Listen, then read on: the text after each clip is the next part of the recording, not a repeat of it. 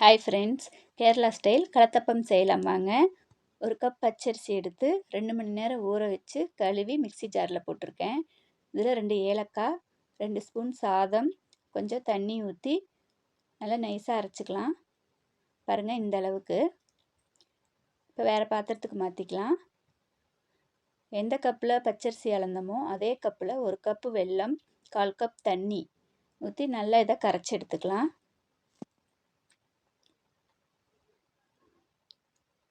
இப்போ கரைச்சதை அந்த மாவு கூடயே இதை நம்ம வடிகட்டி எடுத்துக்கலாம்.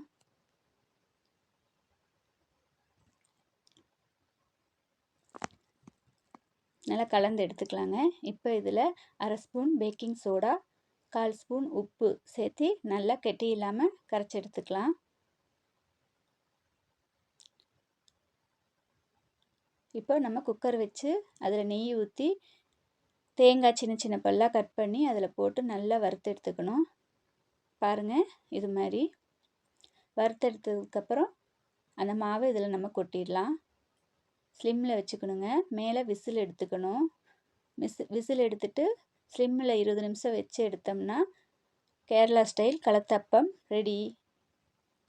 இந்த மாதிரி நீங்களும் செஞ்சு பாருங்கள். சூப்பராக இருக்குங்க. டேஸ்ட்டு சூப்பராக இருக்குது, சாஃப்டாகவும் இருக்குது. இந்த மாதிரி நீங்களும் செஞ்சு பார்த்துட்டு கமெண்ட் பண்ணுங்கள். சப்ஸ்கிரைப் பண்ணாதவங்க சப்ஸ்கிரைப் பண்ணுங்கள், லைக் பண்ணுங்கள் அண்டு ஷேர் பண்ணுங்கள் ஃப்ரெண்ட்ஸ். Bye friends.